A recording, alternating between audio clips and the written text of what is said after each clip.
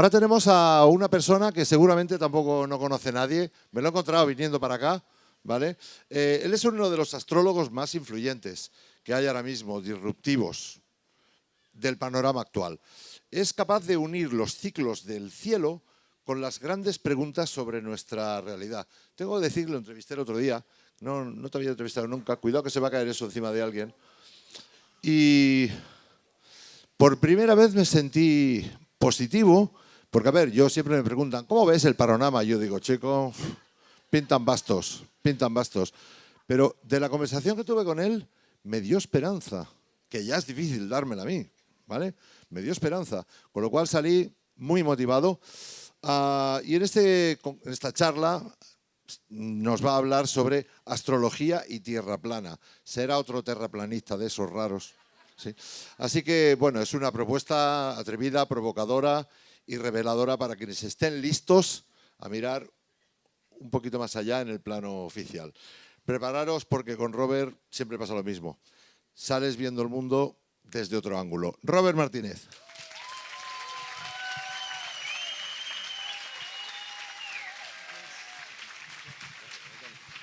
Voy a preparar esto.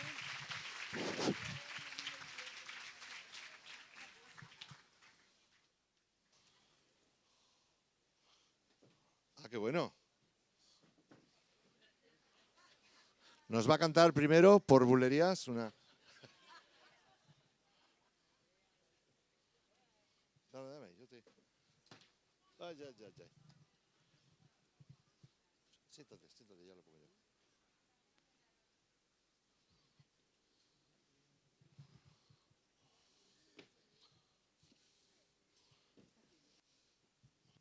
Sí, sí.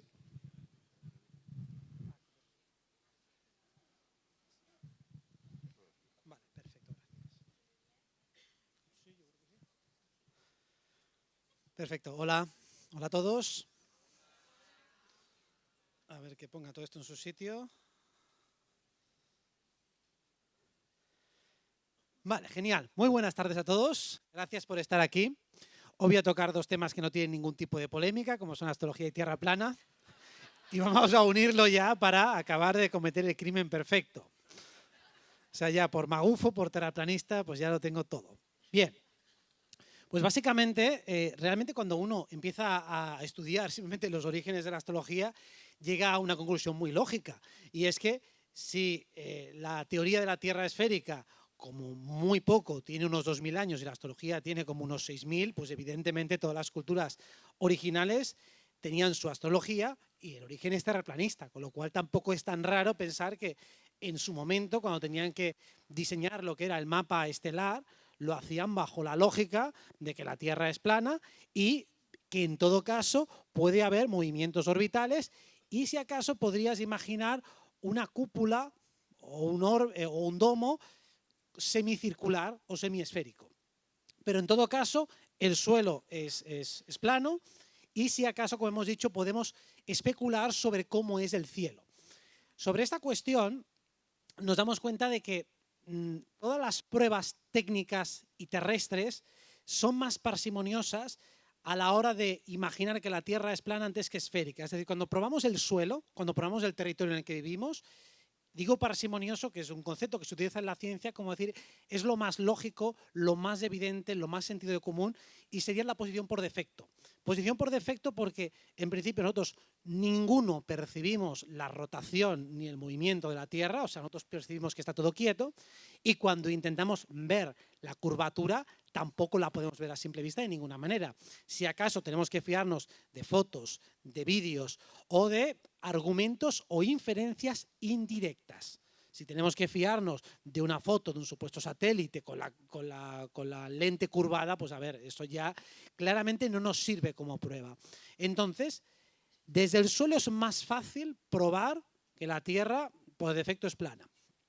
Es en el cielo donde la cosa se puede un poco más complicada y de hecho los argumentos más fuertes que muchas veces tienen los defensores de la esfera tienen que ver con el cielo. Cuando miramos algunas estrellas de la zona sur, bueno, de toda la esfera sería la zona sur, pues hay algunas observaciones que son un poquito más complicadas de cuadrar y también algunos movimientos o paralajes de las estrellas. Pero en definitiva, el cielo no hace a la Tierra. Es decir, que pudiéramos más o menos especular que a lo mejor el cielo tiene un comportamiento distinto a lo que es la Tierra, podría valer. Pero ¿dónde está un poco la trampa del modelo oficial? O una de las trampas más importantes. Que todas las cuestiones controvertidas las han colocado en lugares inaccesibles. ¿A qué me refiero con esto? Digo, bueno, vale, pues nosotros vamos a las estrellas que están al sur, que se pueden ver desde diferentes lugares y que aparentemente encajarían mejor con un modelo esférico. Digo, vale, pero esas estrellas, ¿dónde están? Bueno, están a miles de millones de años luz. Y luego nos damos cuenta de que todas las cuestiones importantes que no podemos verificar están a millones de años luz. Y se basan precisamente en cuestiones que no son comprobables a simple vista, ni de ninguna manera, o sea, que no se pueden replicar a escala. Entonces, cuando empezamos a darnos cuenta de que hay algo tramposo dentro de esa visión, o sea, que las pruebas importantes no son verificables por ninguna de nosotros, como mínimo tenemos derecho a dudar. Porque nos damos cuenta de que nos dan una serie de formulitas que nos explican de pequeños, según las cuales todo es súper fácil, como por ejemplo, nos dicen, mira, cuando un barco se aleja en el horizonte es porque realmente se está ocultando tras la curvatura. Luego le muestras claramente con una cámara Nikon P1000 que eso no es así, o sea, que el barco se recupera. Y dice, no, es que eso es un fenómeno que es la refracción atmosférica. Cuando hay determinadas condiciones de humedad, el barco se recupera de nuevo. Digo, bueno, ¿y eso por qué no me lo has explicado antes? Ah, bueno, porque... No, bueno, no. A ver, si eso realmente es la explicación oficial, ¿por qué dices lo del barco? Entonces, lo del barco es mentira. O sea, si la explicación es que la refracción hace levantar a los objetos que están escondidos, eso es lo primero que tendrías que explicarme. No me des un argumento que luego tú mismo vas a refutar. Y entonces, además, con ese supuesto argumento, es decir, objetos que están muy lejos, porque cuando uno mira los récords mundiales de visiones, de fotografías a larga distancia, sobrepasan con creces lo que predice la curvatura terrestre. O sea, hay récords de fotografías documentadas, a lo mejor, pues no sé, a 300 kilómetros, 500 kilómetros. Entonces, bajo la perspectiva de que es un fenómeno, una ilusión óptica, de que es refracción atmosférica, pues tendría que estar muy, pero que muy deformado. Y no lo están. O sea, no se ve esa distorsión, no se ve esa deformación, y si no se ve esa deformación, con lo cual esa explicación como mínimo es inconsistente.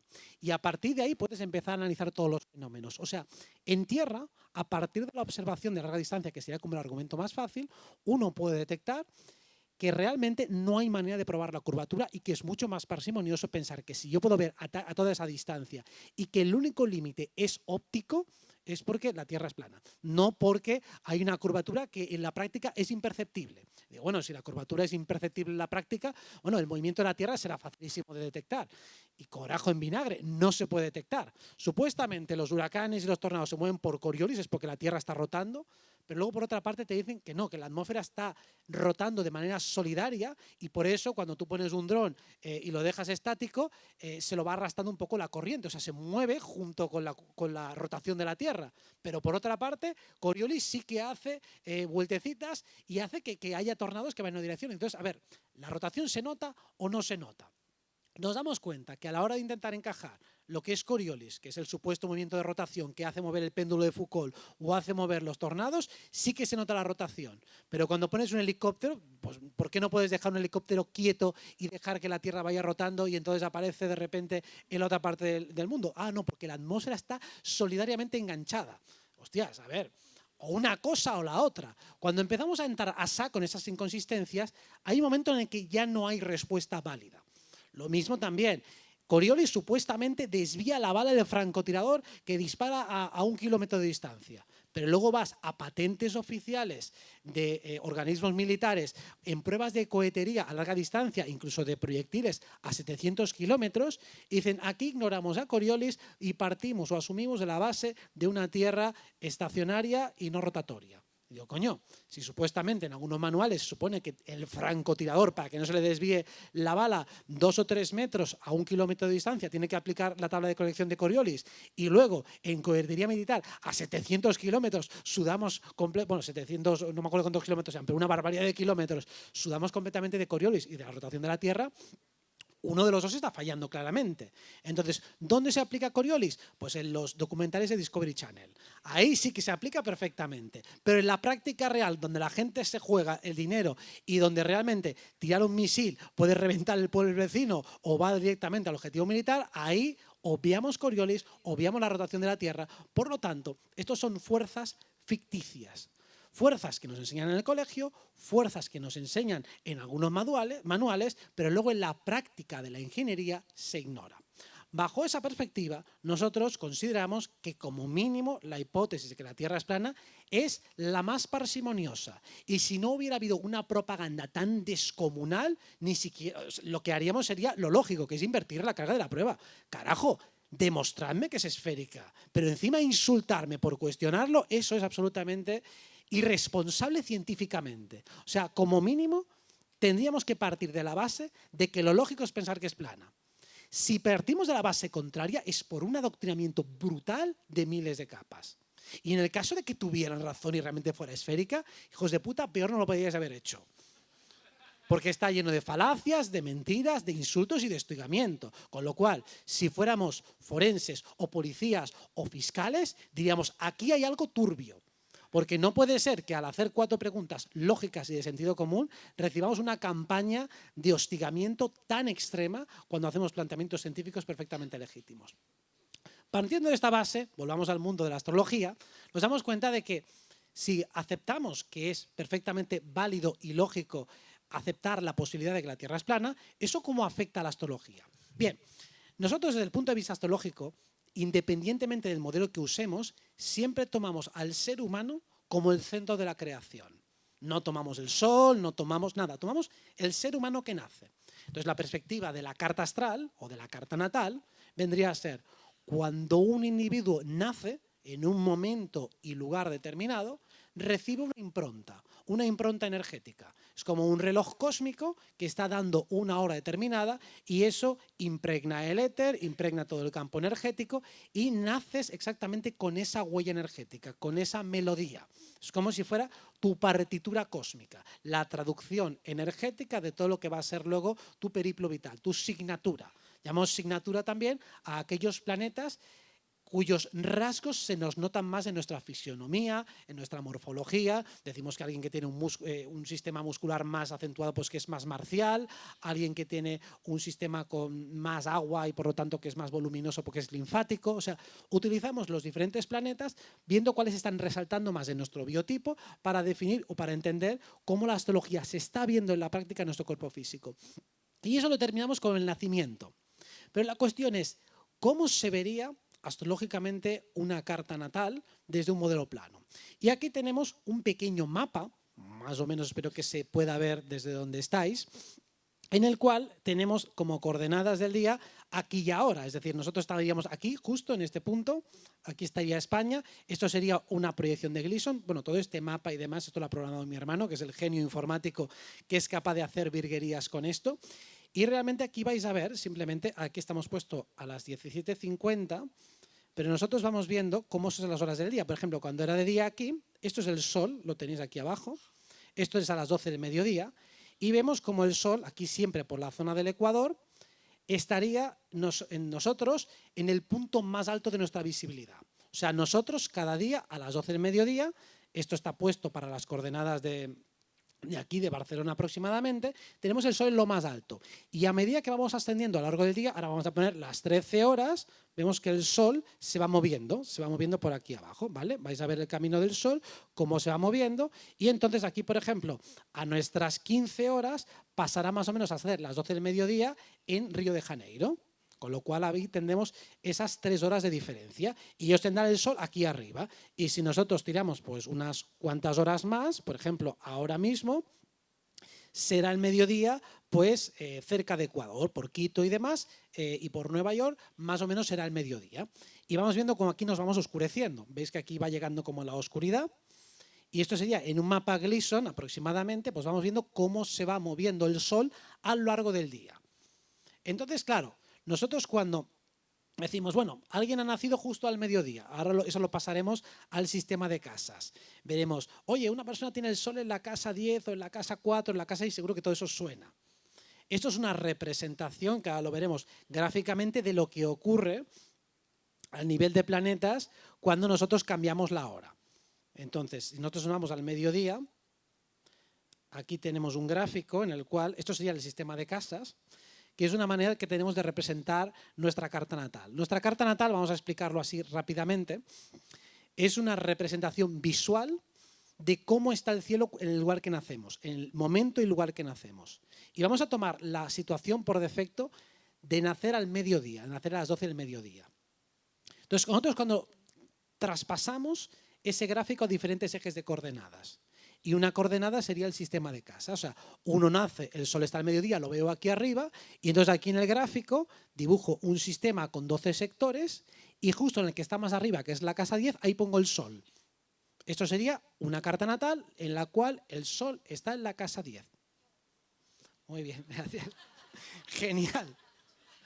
Claro, si nosotros vamos avanzando la hora, por ejemplo, tiramos una hora más adelante, entonces lo que ocurre es que el sol va en el sentido hacia el otro lado, se va hacia la casa 9. O sea, se va desplazando hacia la casa 9.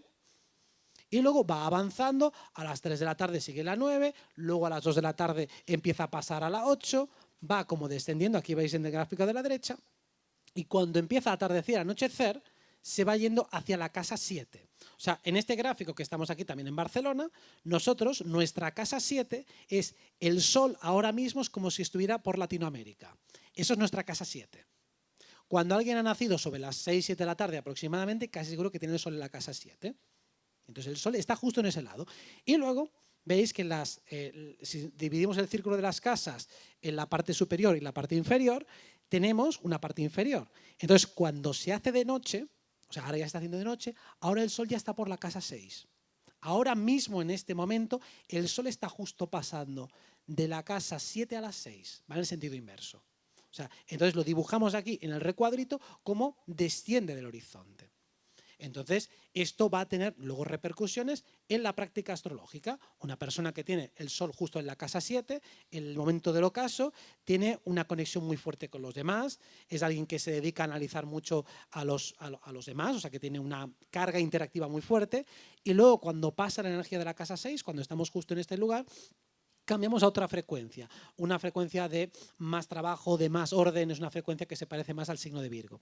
Y a medida que nosotros vamos avanzando las horas del día, el sol va bajando por casas, va pasando de la casa 6 a la 5 y luego cuando llegamos a la medianoche, que sería el efecto opuesto al mediodía, ahora el sol está a tomar por culo, estaría justo en la parte opuesta, en las antípodas de este ciclo zodiacal, o sea, estaría justo en el punto opuesto y el sol estaría en la casa 4, que es el punto más bajo, que sería como estar en casa.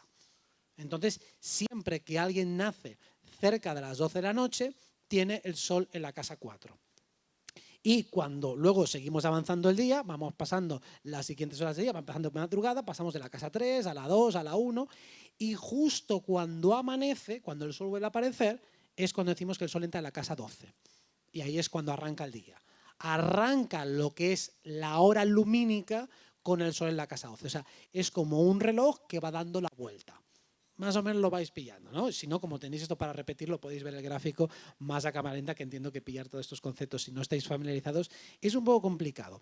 Pero para que veáis que simplemente a través de la observación lo que hacemos es ver lo que pasa en el cielo y traducirlo a un mapa, un eje de coordenadas. Y estamos poniendo pues algo súper sencillo y súper básico. Estamos considerando el Sol, pero está en el resto de planetas.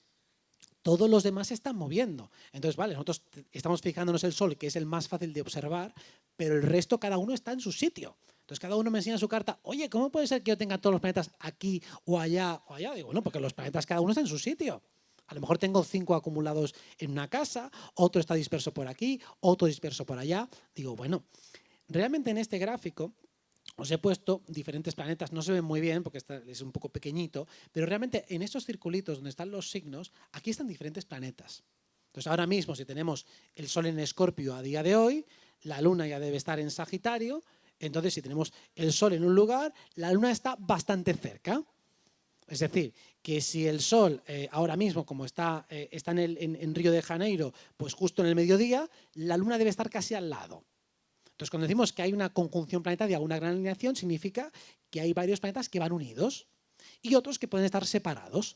Vamos a hablar ahora de la unión y de la separación. Vamos a poner el otro gráfico que se ve un poco mejor, este de aquí, y vamos a tomar el siguiente ejemplo. Nos vamos a ir a las 12 de la noche de aquí, pero aquí tenemos el Sol justo en el punto de arriba, ¿vale? Entonces vamos a hacerlo de la siguiente manera. Ahora vamos a explicar lo que son los aspectos en astrología, que seguro que habéis escuchado muchas veces, que si las cuadraturas, que si los trígonos y todo eso. Yo es que os entiendo cuando habláis, digo, ahora lo vais a entender muy fácilmente. Aquí tenemos el Sol en el punto más alto. Ahora estamos en la parte contraria a la Tierra, pero no nos importa. Tenemos el Sol aquí arriba, ¿lo veis, verdad? Vale. Sabéis que hace 2 días hubo una luna nueva. Entonces, cuando hay una luna nueva, significa que el Sol y la luna están prácticamente al lado. Entonces, ahora mismo el Sol, si imaginamos que esto fuera un reloj, el Sol está a las 12, o sea, en el punto más alto de la manejilla del reloj, y la luna también. ¿Qué ocurre? La luna avanza más rápido que el Sol. Entonces, en unos días, lo que va a ocurrir es que la luna, fijaos en este de aquí de la luna. Este de aquí, el gris, es la luna, lo voy a poner aquí. Aquí tenemos la luna, es esta de aquí. La luna ya está a las 3 de la tarde. O sea, imaginaos que el Sol está en el punto más alto y la luna ya está a 90 grados. Ya ha avanzado unos cuantos días. Esto será el cuarto creciente. O sea, esa diferencia angular, si nosotros imaginamos que esto es un reloj, esto serían las 12 del mediodía, esto serían las 3 de la tarde, esto serían las 6 y esto serían las 9, cada uno de los ángulos, lo veis, ¿verdad? Pues entonces, cuando el Sol está en el grado 0, es decir, está a las 12 del mediodía, y la luna está a las 3, están a 90 grados, eso es una cuadratura. El primer cuarto, cuando nosotros vemos la diferencia entre el Sol y la luna, ese cuarto, eso es una cuadratura. Y cuando pasan 2 semanas de la fase lunar primera a la siguiente, entonces la luna ya está justo en el punto opuesto, en la luna llena. Cuando la luna ya está a las 6 y el Sol sigue a las 12, eso es lo que llamamos una luna llena, eso es una oposición. Y tengo al Sol opuesto a Saturno, o la luna opuesta a no sé cuánto, eso es la oposición. O sea, la distancia angular de 180 grados dentro de este juego zodiacal. Y si la luna le dejamos avanzar una semana más, la luna ya estará aquí, el equivalente a las 9. Y entonces estará en otra cuadratura, la siguiente cuadratura, que es el cuarto menguante. Entonces, este ciclo que estamos haciendo simplemente con el Sol y con la luna, y que se va repitiendo cada 29 días, el mismo ciclo que hay con el Sol y la luna se repite con todos los planetas, entre todos con todos. O sea, el Sol con la luna, con Mercurio, con Venus, bueno, con Mercurio, con Venus no, pero el Sol con Marte, con Júpiter, con Saturno, con tal, Saturno con todos, la luna con todos. Con lo cual, cuando tenemos una carta natal, tenemos un quilombo descomunal.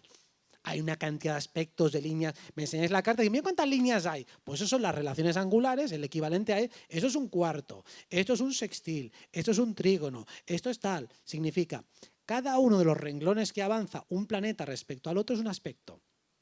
Es como, imaginemos otra vez, estamos en la luna nueva. Hace 2 días fue una luna nueva.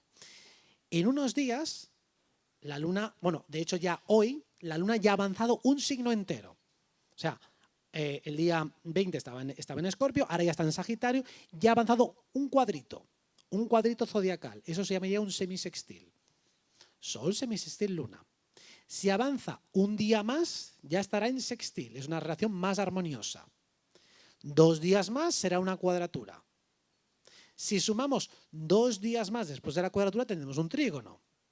2 días más será un quincuncio y a los 2 días más ya será una oposición. Y será la luna llena. Entonces, eso es una secuencia lógica, que bueno, hay que aprenderse, no para que lo memoricéis, pero es para que os quedéis con la lógica. Son relojes cósmicos, son manecillas cósmicas. Y podemos ver esto simplemente lo que serían lo que llamamos los aspectos. Y cada vez que hablamos, wow, tenemos un súper gran trígono espectacular estos días, es que varios planetas son planetas lentos, de esos que tardan muchísimo en moverse, que se han quedado en una manecilla armoniosa. Por ejemplo, cuando estábamos en 2020, es como si varios planetas hubiesen quedado a las 12. O sea, estaba Júpiter a las 12, Plutón a las 12, Saturno a las 12 y Marte a las 12. Eso fue en marzo de 2020 cuando nos encierran. O sea, todos estaban conjuntos entre sí, todos en Capricornio. O sea, todos estaban en un punto altamente restrictivo. Entonces, esos son momentos más complicados. O cuando estamos justo en la Primera Guerra Mundial o la Segunda Guerra Mundial, nos encontramos Saturno y Plutón en un cuarto. Entonces, cuando están en un cuarto, hay más tensión. Entonces, claro, cuando los planetas lentos, que tardan muchísimo en moverse, están en un ángulo tenso, la tensión se palpa en el ambiente durante mucho tiempo. Pero después del cuarto viene lo que llamamos el trígono, que no tiene su equivalente a fase lunar, pero es una situación más armoniosa. Y ahora estamos justo en uno de esos momentos cósmicos donde se queda clavado durante mucho tiempo varios aspectos armoniosos. O sea, Plutón, que va muy lento, Urano, que va muy lento, y Neptuno, que va muy lento, se quedan en posiciones armoniosas entre sí. Por eso cuando hacemos ese pronóstico de wow, ahora mismo tenemos esas 2 semanas que son extraordinariamente armoniosas, hay que aprovecharlas, pero luego también gran parte de 2026 y 27 y un trocito de 28 son muy armoniosas. En el 28, aunque hay aspectos bastante armoniosos, tenemos que Plutón y Saturno están en un cuarto, están en cuadratura. Entonces, sobre todo en abril del 28, pegan esa cuadratura y aunque hay muchos trígonos, esa cuadratura hace que todo sea un poquito más hostil. Entonces ahí podemos encontrar un punto de más tensión. Pero realmente el año que viene no hay nada. O sea, el año que viene los aspectos son súper armónicos. Como decía Pepón hace un momento, oye, cuando tú estás con una estructura armónica desde dentro y desde fuera, tienes que notarlo. Tienes que notarlo en que te resulta más fácil conseguir superar obstáculos. Habrá, porque tú sigues teniendo cuadraturas internas, hay oposiciones externas, pero el ambiente general es mucho más facilitador. Entonces, nosotros con este gráfico lo que pretendo es que veáis de una manera muy rápida y muy gráfica cómo se mueven los planetas en la práctica. Cómo podemos visualizarlos y luego ver que la carta natal solo es una representación de ese gráfico perfectamente compatible con nuestro sistema. Y de hecho, nosotros cuando intentamos mirar, pues oye, cómo funcionarían las estaciones de la Tierra planetal, bueno, aquí tenemos una pequeñísima aproximación, pero fijaos, por ejemplo, que estamos a pocos días del solsticio, nos queda más o menos un mes para el solsticio, y ahora os voy a poner aquí cómo estaría iluminada la Tierra en el solsticio, más o menos sobre el día 22 va a caer este año, tenemos el solsticio sobre el 22, bueno, 21 por la noche, y fijaos cómo casi toda esta parte sur está como iluminada, pero la nuestra estaría pues bastante, o sea, toda la zona sur, claro, obviamente está en verano, o en la parte exterior está en verano, pero aquí vemos cómo nuestros días se hacen mucho más cortos, es decir, estamos casi todo el rato oscurecidos. Fijaos la zona simplemente de Madrid, cómo sobre las 7 de la mañana, 7:50 se hace de día, tenemos toda esta zona de día. Y luego ya, fijaos cómo aquí a las 16:50 ya casi la zona oscura se empieza a acercar. O sea, por aquí podemos ver cómo se nos empieza a acercar y se empieza a hacer de noche. O sea, que esa es la parte cuando estamos en el momento de máxima oscuridad. Si nosotros nos vamos al solsticio de verano, va a ser al revés. Cuando llegamos a la zona del solsticio de verano en la zona norte, durante el día, vemos que tenemos muchas más horas de sol. O sea, aquí ya la hora de sol empieza sobre las 5 o 6 de la mañana, se empieza a iluminar nuestra zona y luego ya se va muy pero que muy tarde. Ya hasta las 21:50 o así todavía quedan trocitos de sol por aquí. Lo veis más o menos, ¿no? Es una manera rápida de ver cómo se hace. Y el equinoccio sería más o menos aquí. ¿Veis que está más o menos todo igualado? O sea, más o menos las dos partes del disco. Eso sería casi como el yin yang, eso sería el primer equinoccio en marzo, y si nos vamos luego al de septiembre, pues tenemos lo mismo. En septiembre llegamos a ese punto de equidistancia. Claro, desde ese modelo nosotros vemos como gráficamente hay una lógica como por qué utilizamos los equinoccios y los solsticios, momentos de equidistancia absoluta, donde las dos partes están igualmente iluminadas, con lo cual los días y las noches duran lo mismo. Fijaos que gráficamente es bastante obvio y fácil de reconocer. Y en cambio, en los veranos e inviernos, en los respectivos lugares del plano, pues sí que es más lógico entender que haya zonas de mucha más sol o de mucha más oscuridad. Claro, aquí en la zona de Latinoamérica es invierno. Entonces, fijaos que la luz dura mucho menos. O sea, el sol está pasando por una zona del plano distinta y por lo tanto dura bastante menos. Casi todo el rato está moviéndose por otros lugares. Realmente lo que sucede es que si miramos el movimiento del sol, está o más cerca de un lugar o del otro. O sea, hay una línea donde el sol está o más cerca del norte o más cerca del sur. Entonces, en nuestro verano de aquí, el sol lo tenemos más cerca, y cuando es invierno aquí es porque el sol se está alejando. Por eso cuando hacemos las observaciones a larga distancia vemos que no existe tal cosa como una puesta del sol. Lo que vemos es al sol alejándose por perspectiva. Vemos como las cámaras permiten recuperar el sol cuando se alejan. Y eso es un poco lo que lo que quería mostrar. Es decir, nosotros tenemos un modelo en el cual realmente es bastante más lógico pensar, porque aquí cuando vemos incluso estos movimientos del Sol y de las estrellas, esto es el comportamiento que hace la luz durante el año. Realmente es un comportamiento que energéticamente tiene un cierto sentido. Se puede incluso asociar a fenómenos electromagnéticos cuando vemos el comportamiento de las ondas, cómo se mueven, y vemos el comportamiento aquí de la luz durante un año. Todo esto, más adelante ya os mostraré gráficos mucho más avanzados, que son los que mi hermano está haciendo y son espectaculares. Esto es un aperitivo de nada en comparación con lo que está preparándose y fabricándose, pero es simplemente para que veáis que todo esto es modelable. Que cuando dicen, oye, no se puede explicar el sol de 24 horas, no, se puede, no os preocupéis que se puede. No se puede explicar las estrellas aquí y ya, no, poder explicarse matemáticamente se puede. Absolutamente todos los fenómenos se pueden explicar. Esto es un mapa, nada, súper basiquísimo, pero es fácilmente explicable. Y para explicar la astrología, y ahora vamos a añadir otro concepto más, aquí os he explicado un poquito las casas. Aquí en el fondo tenemos, aunque no se acaban de apreciar del todo bien, los signos zodiacales. Vosotros decís, bueno, soy Sagitario, soy Géminis, soy Virgo, soy Leo. ¿Esto cómo está representado? Esto también evidentemente tiene un correlato visual. Y es una parte un poquito más complicada porque seguramente habéis escuchado algunas veces que en la India se utiliza otro horóscopo que se llama la astrología védica o zodiaco sideral, y alguna vez habéis oído hablar de Ofiuco y de las constelaciones, bueno, de todo este rollo que es bastante complicado. No quiero entrar a nivel técnico para no marearos mucho porque es complicado, pero básicamente como resumen, nosotros los astrólogos occidentales no utilizamos las constelaciones. O sea, cuando realmente decimos que ahora mismo el Sol está en Sagitario, la constelación que se está viendo, o sea, nuestro Sol no está apuntando a Sagitario, sino a Escorpio. O sea, si somos absolutamente estrictos con las constelaciones, ahora mismo el Sol no está en Sagitario, sino en Escorpio. Pero nosotros no estamos utilizando ese zodiaco. ¿Qué zodiaco estamos utilizando? Nosotros consideramos, aquí tenemos el momento del solsticio, perdón, del equinoccio de primavera, cuando el Sol está equidistante, y nosotros desde aquí, desde este momento, desde ese instante, cuando el Sol está en ese punto en el cual ilumina igual una parte del disco y la otra, en ese momento iniciamos el zodiaco. El zodiaco empieza y es un zodiaco virtual.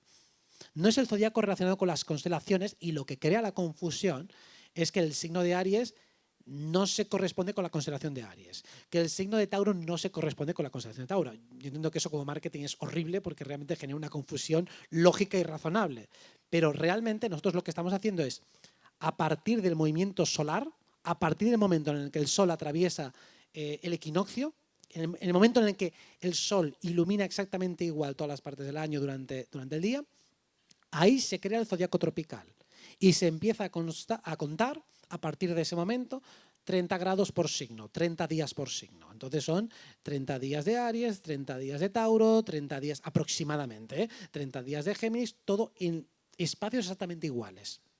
Entonces nosotros, si ahora mismo estamos en el día 1 o 2 de Sagitario, significa que desde el día 0 Aries, que sería pues eso, el 21 de marzo de este año, pues han pasado exactamente, si no me he descontado, 240 días. 240 días, eso equivale al grado 0 de Sagitario. Entonces lo vamos a contar siempre por grados. Nosotros cuando vemos los planetas aquí, vemos que el Sol está proyectado sobre este signo imaginario. Ahora está justo en ese punto entrando en Sagitario. Y luego Plutón, si lo vemos en ese zodiaco imaginario, está en Acuario. Plutón está en Acuario y ahora Mercurio está retrogradando. Y Mercurio está en ese zodiaco simbólico pasando por Escorpio en estos momentos. ¿Qué significa que está retrogradando? Pues si todos los planetas se están moviendo en una dirección, vamos viendo como el Sol, es como si el Sol se va haciendo de día, ¿no? Se va haciendo de noche. Pues imaginad que tenemos un Sol que de repente empieza a ir hacia atrás. Se hace a las 9 de la mañana, a las 10, y luego empieza a retroceder y es como si fueran las 9 de la mañana otra vez. Coño, ¿cómo coño hace eso? Vale, el Sol siempre va hacia adelante, pero hay algunos planetas que van para atrás. En ese caso sería Mercurio, Venus, bueno, casi todos, excluyendo el Sol y la Luna, todos van haciendo movimientos retrógrados. Y cuando van hacia atrás, que observacionalmente van hacia atrás, lo que nosotros percibimos en la práctica es que hay un desajuste. Es como si tuviéramos que volver a revisarlo todo. Es como imagínate que he salido de mi casa, pero tengo que volver porque me he dejado las llaves, porque quiero revisar la caldera, porque tengo un poco de toque y voy a mirar que todo esté en su sitio. Eso es lo que pasa cuando los planetas están retrógrados. ¿Qué pasa si alguien nace cuando hay un planeta retrógrado? Que eso lo tiene ya de base. Entonces está revisitando las cosas una y otra vez. Y dices, bueno, qué putada no, tiene sus ventajas también. O sea, si una persona tiene varios planetas retrógrados, significa que es más analítica, que seguramente puede tener mayor capacidad retentiva, mayor capacidad de regresar sobre sus propios pasos, puede tener una conciencia reflexiva más aguda, mayor capacidad de introspección. Entonces, evidentemente, tendrá algunas ventajas adaptativas para según qué áreas de la vida. Lo mismo, hemos hablado de las cuadraturas y de los trígonos como situaciones de conflicto, de facilidad. Y, hombre, ¿para qué sirve entonces una cuadratura? Si yo nazco en una zona, en un momento de cuarto creciente o de cuarto menguante, ¿tiene alguna ventaja? Sí, por supuesto. Las zonas de tensión, precisamente por su propia naturaleza, incentivan más al esfuerzo, incentivan más a intentar encajar dos modelos diferentes de cosmovisión. Por ejemplo, ¿qué significa que el Sol esté en un signo y que la Luna esté en otro? Por ejemplo, vamos a suponer en este ejemplo, ahora mismo el Sol está en Sagitario. En unos días el Sol estará pasando, si ahora está sí, el Sol está aquí. Si la Luna ahora mismo está en Géminis, en unos días se pondrá en Piscis. Y ahí estaremos en el cuarto creciente. Entonces, bueno, si tengo el Sol en Sagitario, que es fuego, la Luna en Piscis es agua. Entonces, ¿qué ocurre? Que tengo que encajar dos modelos de visión. Sol en Sagitario sería más expansivo, más optimista, más divertido, y la Luna en Piscis sería más resonante y estaría más en conexión con las circunstancias. Un poco, el Sol en Sagitario es tú puedes, y la Luna en Piscis diría si Dios quiere. Y claro, si quiero conectar ambos mundos, claro, por una parte puedo o apostar por uno y proyectar el otro, o reprimir el otro, o intentar llegar a un diálogo, a una convergencia entre ambos. Claro, si yo intento hacer converger dos mundos, eso realmente me va a hacer más recorrido, porque voy a tener más en consideración a los demás. En cambio, si tengo el Sol en Sagitario y tengo la Luna en Aries, el Sol en Sagitario digo, yo puedo, y la Luna en Aries dice, por mis cojones que puedo, pues claro que sí. O sea, los dos están en la misma dirección, en la misma dinámica y se retroalimentan positivamente. Eso a nivel interno es muy gratificante, es muy fácil, pero también a veces puede ser que arrolle demasiado a los demás, porque en ningún momento he incluido en la ecuación al otro. Entonces ahí puedo tener un choque más con los demás, aunque yo internamente estoy cojonudo y encantado de haberme conocido. Entonces, claro, la astrología lo que te demuestra es si como mínimo, simplificándolo mucho, hay 12 visiones y todas son válidas, el hecho de tener una riqueza de opciones es interesante. Es interesante en el sentido de que nos permite hacer confluir diferentes visiones y podemos realmente abarcar más cuanto más seamos capaces de amalgamar. O sea, cuanto más presencia tengo de diferentes signos, más riqueza. Pero claro, si lo tengo todo o internamente no soy capaz de darle lugar a los diferentes arquetipos astrológicos y planetarios, lo que va a ocurrir en la práctica es que me identifico con una pequeña parte de mi carta. Normalmente nos identificamos más con aquella que tiene más refuerzo por parte del exterior. Si yo, siendo de una manera, recibo mucho refuerzo positivo, me dan palmaditas y eso está muy bien, eso tiendo a potenciarlo más. Pero si me dan palos por ser como soy, salvo que tenga una estructura marcial o de pelea muy fuerte, lo normal es que eso lo acabe reprimiendo. No, es que yo soy muy así, pero al final la gente me acaba metiendo caña y por refuerzo negativo acabo reprimiendo esa parte o ocultándola o desdibujándola o proyectándola. Como no me atrevo a expresarlo yo, pues busco a gente que lo exprese por mí. Por ejemplo, la clásica persona que tiene un Marte muy fuerte, culturalmente lo tiene rechazado, y entonces a mí no me gusta expresar la agresividad, pero siempre me acabo juntando con gente agresiva que sé que la expresa sin ningún tipo de problema. ¿Por qué? Porque eso lo necesita mi sistema. Digo, ¿ves? Este cabronazo se atreve a decir lo que tú no quieres. Sí, claro que te maltrata, claro que te fastidia, pero está haciendo una parte sin ningún tipo de culpa y tú solo por ponerte un poquito los límites ya sientes culpa. Hombre, pues a ver, eso está un poquito desajustado. Llévate una pequeña parte, aunque sea, que de vez en cuando te atreves a decir algo sin tanto temor a las consecuencias y viceversa. Pues claro, si nosotros entendemos la astrología como un mapeado en el que tenemos muchísimos planetas aquí, porque claro, aquí estamos haciendo una simplificación, pero realmente, a ver, vamos a poner las órbitas que se vean. A ver, aquí sí están todos, lo que pasa es que están muy pequeños. Pero bueno, cada carta tiene un montón de planetas. O sea, nosotros nacemos en un lugar, tienes el Sol, tienes la Luna, tienes Júpiter, tienes Venus. Cada uno es una función. Cada uno te está dando realmente un trocito de la psique. Cada uno te está rigiendo como mínimo un órgano en el cuerpo. Y ya sabemos que si dejamos a uno fuera del sistema, nos va a hacer la pirula. Todos los planetas, todos los arquetipos son unos cabrones demandantes e insaciables. Alguien me dice muchas veces, no, yo mi ego ya lo sacié de joven. Digo, no, perdón. Este no le vale porque ya comió un día. Te va a seguir pidiendo alimento toda tu vida. O lo mismo, por mucha sensación de seguridad que yo he aglutinado durante los últimos meses, la puedo perder rápidamente. Por mucho conocimiento que yo he adquirido, quizá puedo llegar a un umbral de saturación momentáneo, pero tarde o temprano se volverá a recargar. Con lo cual, esas a veces sentencias categóricas que hacemos de esto ya lo he superado, digo, bueno, durante una fase sí. Lo que nos demuestran esos ciclos, claro, aquí por ejemplo tenemos el ciclo solar, nos habla de las estaciones. Cada año tenemos las 4 estaciones, por lo menos en esta parte del mundo. Cuando estamos en el Ecuador, esas estaciones están mucho más desdibujadas. Pero eso es un fractal. Es un fractal de lo que pasa en nuestra vida. O sea, cada año el Sol pasa por los 12 signos. Pasa por nuestras 12 casas todos los días. O sea, todos los días, durante 2 horas, el Sol nos pasa por una casa. 2 horitas, todos los días. No hay día que no te pase por todas las casas. No hay año que no te pase por todo el zodiaco y por todo tu sistema. No hay ni un solo día que no pase por todas. Claro, eso es muy interesante. Estamos diciendo que todo lo estamos expresando y viviendo en una pequeña fractalidad. ¿Cómo vamos a omitir o a dejar a alguien fuera de nuestro camino? Claro, la gente normal del sistema, por ejemplo, ¿qué hace con la parte espiritual? O sea, el ateo materialista, ¿creéis que no tiene que expresar los arquetipos espirituales? No, claro que los expresa. ¿Cómo lo hace entonces? Pues uno será fan de Star Wars, por ejemplo. Otro se montará una fantasía con la secretaria o con el fontanero. O sea, tendrán que vivir el mundo fantasioso, ellos lo llamarán como lo fantasía, pero un mundo más metafísico de alguna manera. Y tendrán que creérselo a su manera. Tienen que vivirlo y si no lo verán proyectado en los demás. Fíjate los farsantes y los charlatanes y los fabuladores y los fanáticos religiosos cuando realmente lo único que importa es la razón. Digo, tú también tienes una parte que es creadora, tú le llamas fabuladora a lo que realmente simplemente puede ser una conexión con el cosmos. Y luego vas a tener que lidiar esa conexión cósmica o espiritual con la esfera racional, con la esfera científica y tendrás que encajarlas todas. O sea, que seas capaz de diferenciar una de las otras y hacerlas converger. No es la espiritualidad o la razón, es una convergencia.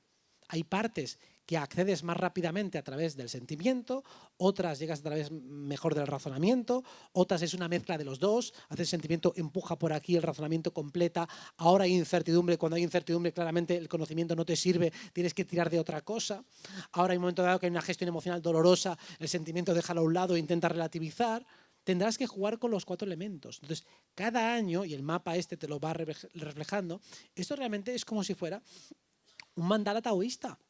Te está explicando exactamente cómo este cosmos está organizado. O sea, pensad que desde la perspectiva oficialista, la posición de los planetas, del Sol y de la Luna es completamente arbitraria. O sea, os he explicado un poco el Sol-Luna, ¿no? Las fases lunares. Realmente desde la perspectiva oficial, el Sol no se mueve.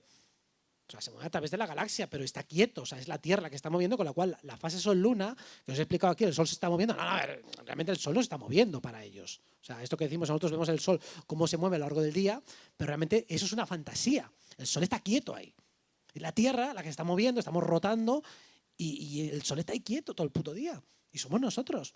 Eso que contradice nuestros sentidos tenemos que asumirlo como realidad, aunque nos cree una disonancia sensorial absoluta, y lo tenemos que asumir. Sin embargo, lo que aquí parece, cuando nosotros vamos viendo esto, es que hay una danza cósmica dentro de este mandala taoísta, creada, diseñada específicamente para ser los 2 polos de una danza cósmica, que además cada 6 meses se eclipsan. O sea, y cada vez que se eclipsan en una zona zodiacal específica, pasan cosas en relación a esos signos, o sea, a ese campo de experiencia. Y claro, este sistema, si lo planteamos como un sistema cerrado, local, convergente, donde además cada uno de los arquetipos astrológicos, Sol y Luna, crean una polaridad. Venus y Marte crean una polaridad. Júpiter y Saturno crean una polaridad. Es decir, es como si fueran hermanos, uno la parte masculina y el femenino. O sea, el Sol como el padre y la Luna como si fuera la madre. Entonces vamos, Marte y Venus. Marte es como si fuera el macho y Venus la hembra. Júpiter, principio de expansión masculino, Saturno, principio de cristalización femenina. Y luego Mercurio, el andrógino. Y a ver, si son todo pares perfectos que se correlacionan y crean un sistema perfecto, esto técnicamente es azar desde el punto de vista oficial. Son rocas voladoras que fueron simplemente un vómito o expulsión del Big Bang, o sea, que fueron un zurullo del Big Bang que salió ahí disparado, y que durante miles de años, a base de rotar y de pura inercia cósmica, crean un sistema jodidamente armónico, perfecto, de paridades absolutamente claras, geománticamente perfectas, espagíricamente sincrónicas, por puro azar, donde el Sol y la Luna, que van moviéndose en esa danza cósmica perfecta, tienen casualmente el mismo aspecto aparente, el mismo tamaño. Dices, hostia, el mismo tamaño. Se eclipsan perfectamente el uno con el otro. Siguen una danza sincrónica, paralela, perfecta, matemáticamente brillante, y todo por azar. Todo por pura casualidad cósmica. Digo, bueno, vale, el que quiera asumir eso me parece muy bien, pero como mínimo debería admitir que la casualidad cósmica es grotesca.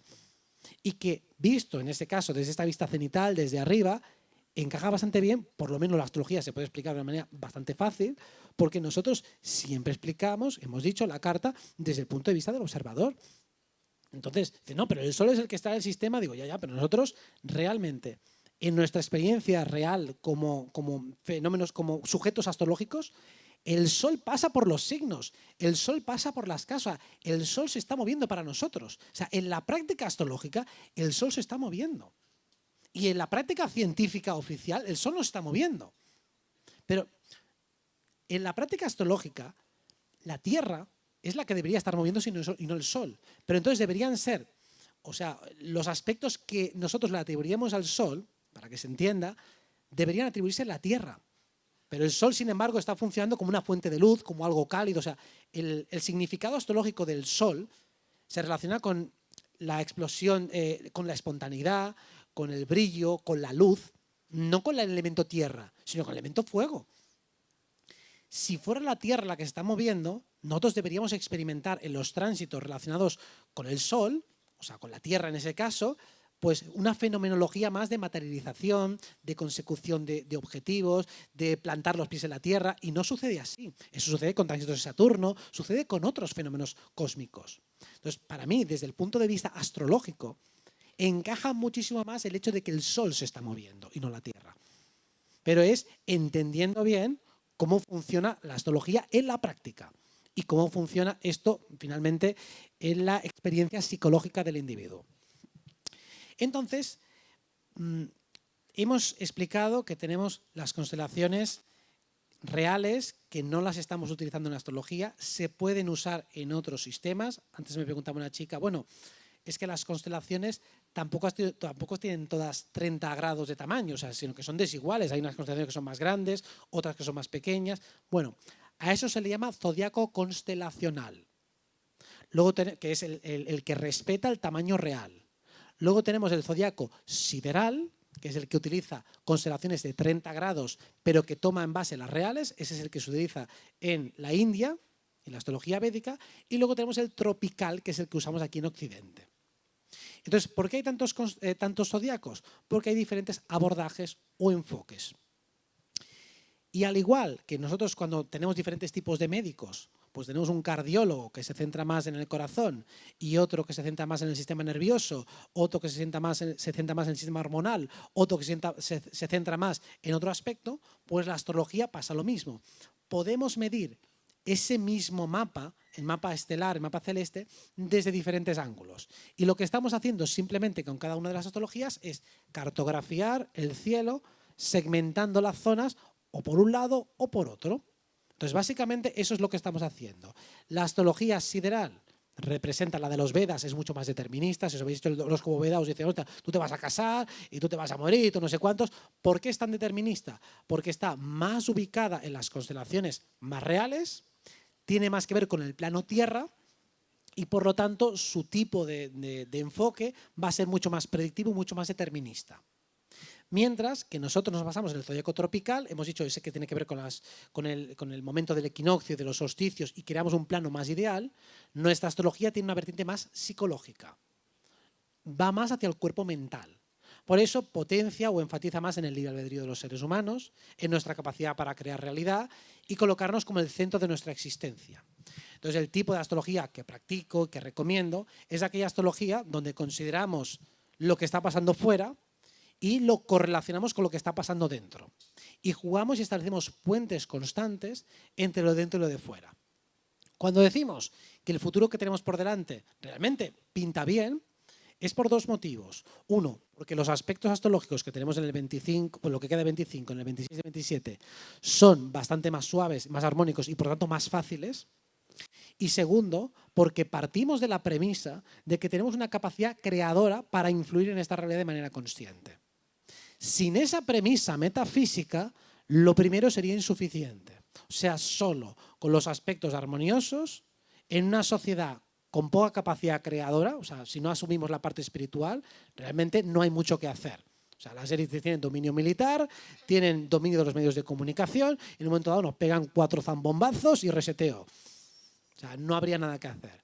¿Por qué planteo que tenemos posibilidades? Primero, porque los aspectos objetivamente son muy armoniosos. Eso no hay tutía y no hay ningún astrólogo que me pueda contradecir en esto. O sea, hay un dato absolutamente empírico y objetivo. Pero de segundo, tenemos una capacidad creadora. Es que a pequeñísima escala todo el mundo lo puede comprobar. Probad simplemente a hacer el experimento de estar un día quejándoos, pero a lo bestia, maldiciendo, blasfemando, todo el día de quejas. Y luego empezad a documentar todos los eventos aleatorios, infortunados que vais a encadenar. O sea, va a ser uno detrás de otro, pero uno detrás de otro. Haced al revés. Un día de afirmaciones positivas, de gratitud, de buen rollo. Vais a ver lo contrario. ¿Es mano de santo lo segundo? No, eso es solo el principio. O sea, solo con eso no te vas a ahorrar unas cuantas zancadillas. ¿Por qué? Porque eso son la base superficial de nuestra capacidad creadora. O sea, decir algo en mi consciente que esté bien alineado solo es el inicio. Porque toda mi programación inconsciente dice lo contrario. Yo digo que el día va a ser maravilloso, pero internamente estoy programado para pensar lo contrario. Lo que va a empezar es un pulso entre tu consciente y tu inconsciente, hasta que poco a poco vayas desprogramando tu inconsciente, hasta ir incorporando ideas creadoras que estén alineadas con lo que realmente estás queriendo manifestar, y poco a poco irás viendo que sí, tu vida se va pareciendo mucho más a lo que quieres conseguir y mucho menos a lo que te han programado para que sea.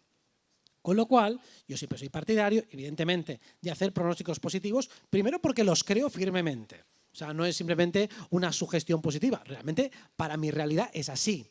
Hay argumentos técnicos que le dan soporte, hay argumentos espirituales y metafísicos, hay argumentos psicológicos y, por supuesto, hay una parte de proactividad que no podemos obviar. O sea, solo las cosas no salen. Tenemos que poner de nuestra parte. Una parte es reprogramación y la otra es acción.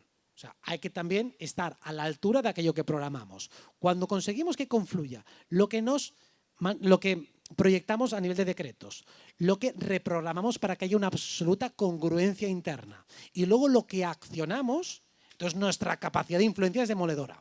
Pero para eso hay que hacer un viaje interno que es ineludible. Y entonces, ¿para qué tenemos los aspectos astrológicos? Para acompañar, para afinar. Nuestro campo energético no va solo. Está, al igual que estamos modulados por el clima, energéticamente tenemos el equivalente al clima. Cuando decimos que hay frío, a nivel climático, estamos bajo el equivalente energético a Saturno. Cuando decimos que hay mucho calor, estamos en el equivalente energético a Sol y Marte o Júpiter. Entonces nosotros constantemente estamos fractalizando lo que es ese clima en coordenadas psicológicas. El que tiene un carácter más caliente, como es más pasional, más espontáneo, hace lo que siente, aunque no lo racionalice, y prefiere pedir perdón que pedir permiso, carácter más caliente. El que es más frío, más templado, que es más analítico, más observador, más cauteloso, es el equivalente a esa quietud. Entonces, el clima solo nos está mostrando cómo funciona el universo a nivel fractal. Entonces, si cada uno de nosotros pudiera definir su personalidad utilizando solo fenómenos físicos, todos nosotros seríamos un clima particular. Seríamos un hábitat. Tú serías una ciénaga, el otro sería un desierto, este sería una playa tropical. Cada uno de nosotros es un clima andante. Y aquí lo que estamos viendo en este mapa representado es un mapa climático, un mapa energético en el cual podemos ver cómo lo de dentro y lo de afuera están en correlación. ¿Cómo es adentro es afuera? ¿Qué coño significa eso? Que tenemos los mismos instrumentos dentro que fuera.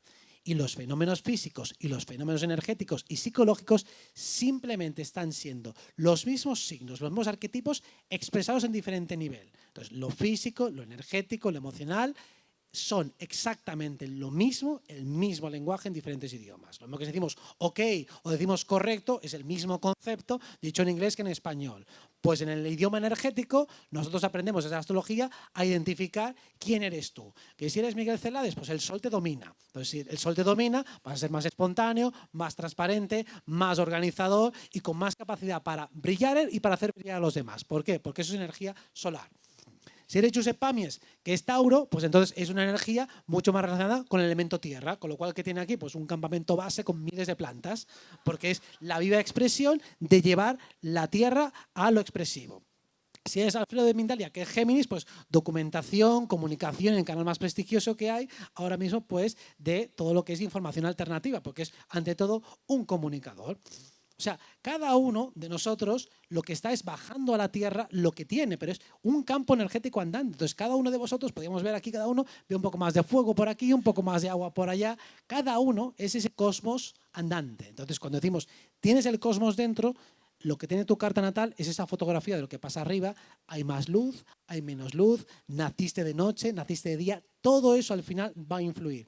Y la carta natal es entrar a descifrar ese mapa, esa criptografía tan extraña que tenemos en el cielo, representada en un gráfico, es lo que finalmente tenemos. Y cuando uno entra en esta maravillosa ciencia, porque realmente es una ciencia, por más que no encaje con la definición moderna de ese concepto que lo han mancillado, cuando uno entra en esa ciencia, se da cuenta de que sí, en el cosmos todo tiene una explicación, no todo el mundo viene a encontrar esa explicación, pero desde luego reconforta saber que existe. Muchas gracias.